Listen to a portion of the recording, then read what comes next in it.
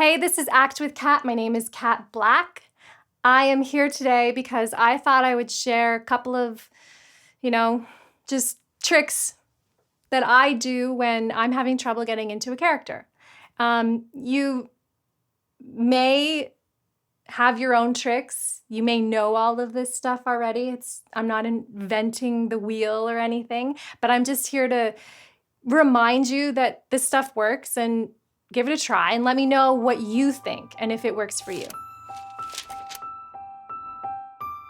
Last year, I was cast in a movie where I was playing a super trashy, rocker chick who swore in front of her kids and was like a really bad mom and a really bad wife and had her kids taken away from her for child services, and just like super fun role, right? So in the audition, I nailed it. I had a blast. They loved it. I booked the role.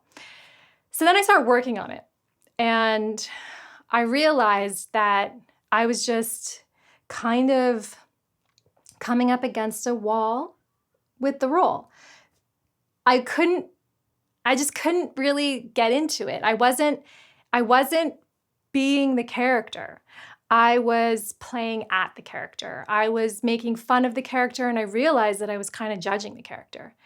And I was just like, I had this caricature in my mind that I was mimicking.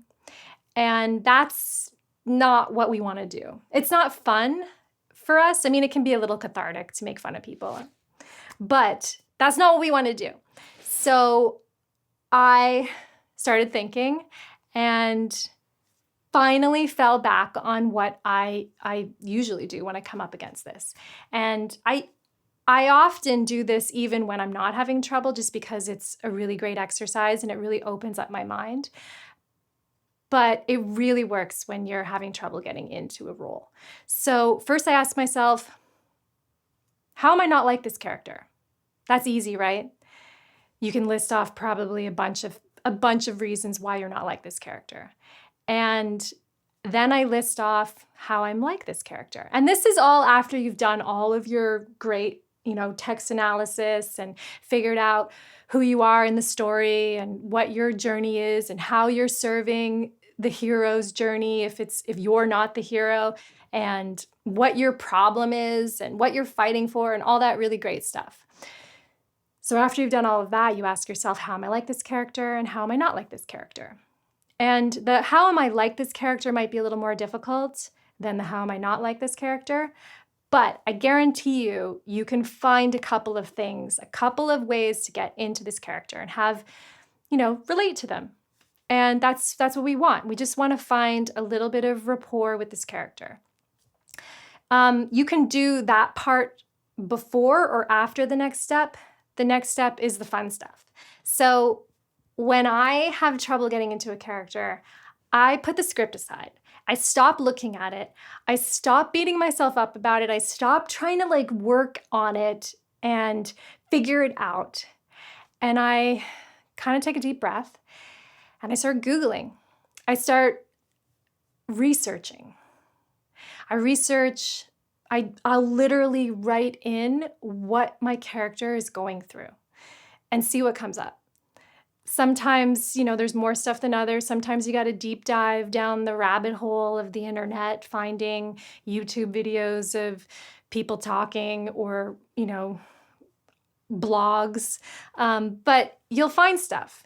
And so for my character, the trashy mom, I looked up women who have had their children taken away from them by child services and what that's like, because I want to relate to them. I don't want to judge her and be like, yeah, she totally needed her kids taken away from her. That's not what I want.